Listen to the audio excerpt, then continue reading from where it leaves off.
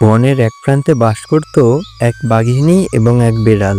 তারা দুজন ছিল অনেক ভালো বন্ধু। এই একই জায়গায় থাকতে আর ভালো লাগছে না রে। চল না বিড়াল, কোথাও থেকে ঘুরে আসি। একটু ভিন্ন কিছু করলে মনটা ভালো লাগবে। আমিও তো সেই কথা ভাবছিলাম বাঘিনী, কিন্তু কোথায় যাব? এই জঙ্গলে তো আমাদের সবকিছুই চেনা, নতুন কোথাও না গেলে মনটা ভরবে না। চল না আমাদের বন্ধু ঘোড়ার কাছ থেকে ঘুরে আসি। অনেকদিন হলো কোনো খবর নেই, কেমন আছে কে জানে।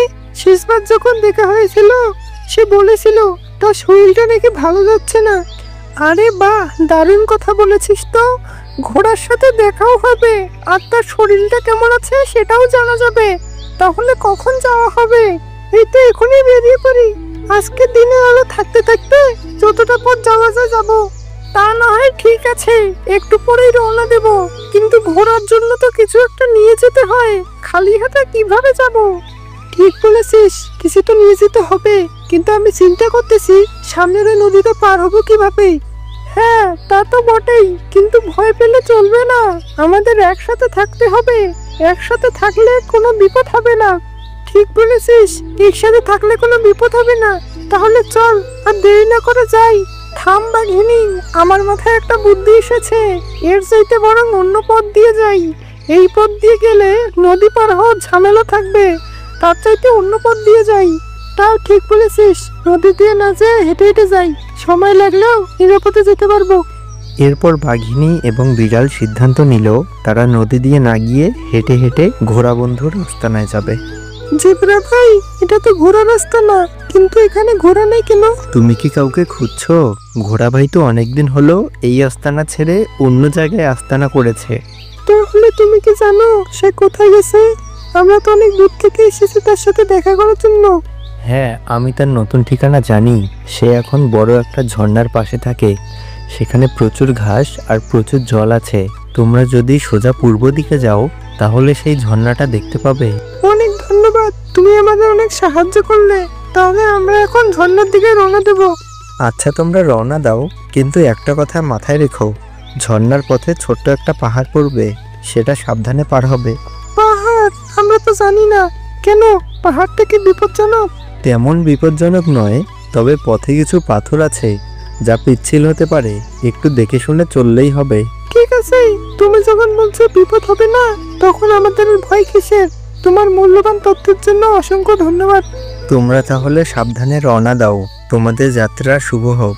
এরপর জেব্রার দেখানো পথ অনুযায়ী বাঘিনী এবং বিড়াল আবার তাদের যাত্রা শুরু করলো। আরে বাঘিনী আর বেড়াল, তোমরা দুজন একসাথে? তোমাদের দেখে অনেক ভালো লাগছে। ভালো আছি বন্ধু, তোমার খবর কি? অনেকদিন তোমার খোঁজ ছিল না। তোমার শরীর কেমন আছে? আমি ভালো আছি। এখানে এসে আমার শরীরটা আগের চাইতে অনেক ভালো। তোমরা কেমন আছো? এত দূর থেকে এলে কোনো অসুবিধা হয়নি তো? অসুবিধা সে আর বলিস না। আমরা তো প্রথমে ভেবেছিলাম তুমি তোমার পুরনো আস্তানায় আছো, সেখানে গিয়ে দেখি তুমি নেই, তোমার পরিবর্তে জেব্রা ভাই আছে। ও, আমি তো ভুলে গিয়েছিলাম ওরা ওখানে চলে এসেছে।